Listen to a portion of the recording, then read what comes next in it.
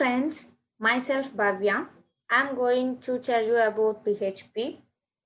The main purpose of this tutorial is to start from the beginning and very quickly get you to a point where you understand PHP and can write your scripts that will be useful if you have at least some basic knowledge of HTML. Hope everyone can understand. Okay, let's just take a quick look at what we are going to be learning today. In this session, we will discuss about installing WAM server in Windows 10, what is PHP, what's the benefit of PHP, what's the variables and operators, how we can declare variables in PHP, how we have to assign a value to a variable, and how to perform an operation by using an operators. All these topics have to be discussed in this session. Okay, let's just start our first topic, installing WAM server in Windows 10. If you are using Mac operating system, you can download WAMP server. If you are using Windows operating system, you can download WAMP or XAMPP.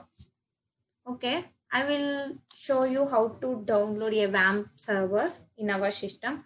But to execute any files, any PHP files, we have to download, we have to install a server in our computer. Hope everyone can understand. Okay, let's just begin. Open any browser. I'm using Chrome, so I just open it. Whatever the browser you are using in your computer, open it and just type WAMP. Okay guys, this is the official website of WAMP server. Click on it.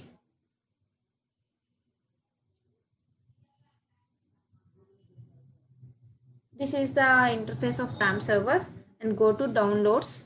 Based on your computer operating system, you can download. My computer is 64-bit operating system, so I can download a WAMP server 64 bits. And click here, you can download it directly.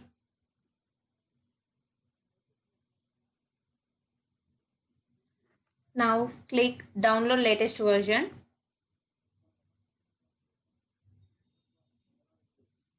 Okay, your download will start shortly.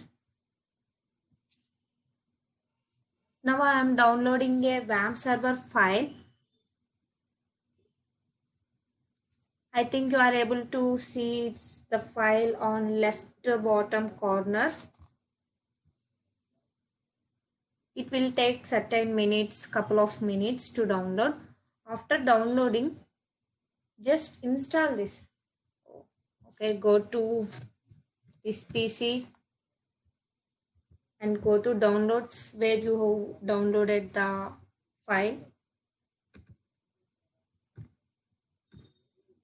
This is my file. I already downloaded previous guys. So just double click on it.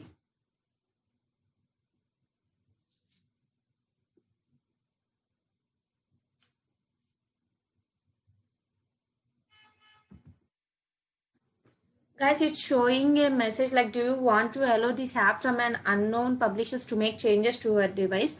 It's asking about changes to your device. Okay, click on yes. Guys, it's asking about a language during the installation. There is only 2 languages here. I know only English, so I select English and click on OK. And it's showing a license agreement.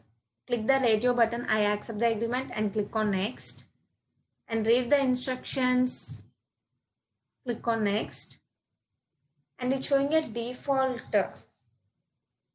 location to save the file. And I don't want to change it. If you want to change it, so you can click on browse and change the path whichever you like. Okay, click on next. And guys, I already installed the server in previous, so that's why I'm getting an error. You just click on next until you get a finish. After getting finish, you just run it. Okay, I'll show you.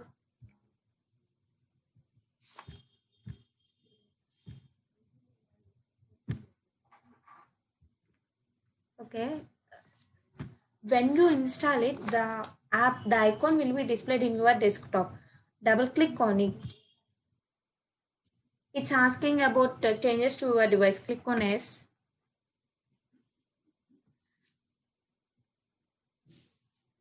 Now we are running the server.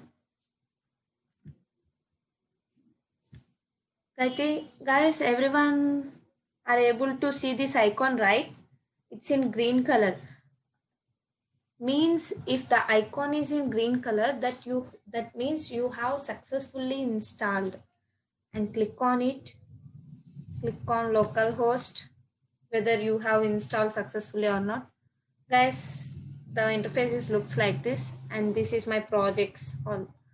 Hope everyone can understand how to download a WAM server. Now let's go to second topic, PHP.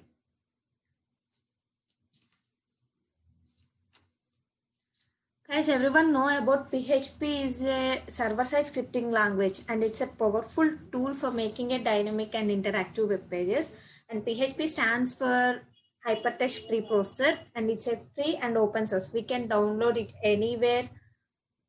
If PHP is compatible with almost all servers used today, like Apache, IIS, etc. And it's very easy to run efficiently on server side.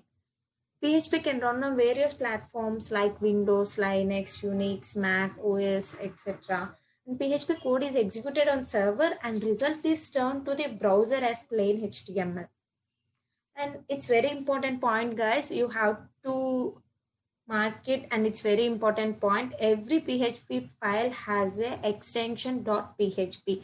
It's very important. Every PHP file has a .php extension.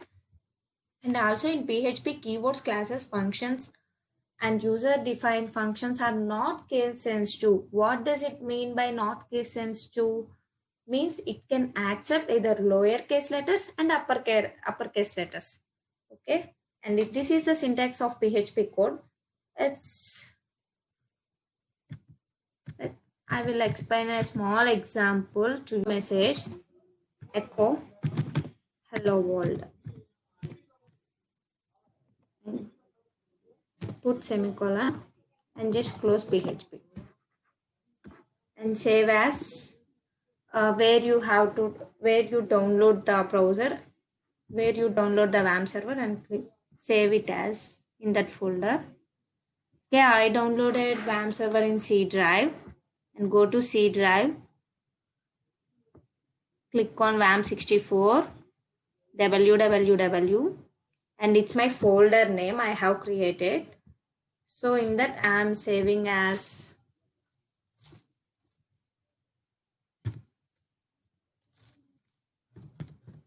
hi.php. Guys, I already told you every PHP file has an extension .php. So this is my PHP file. I just save it as .php. Hope everyone can understand. Just click on save. Now run it. Open Chrome.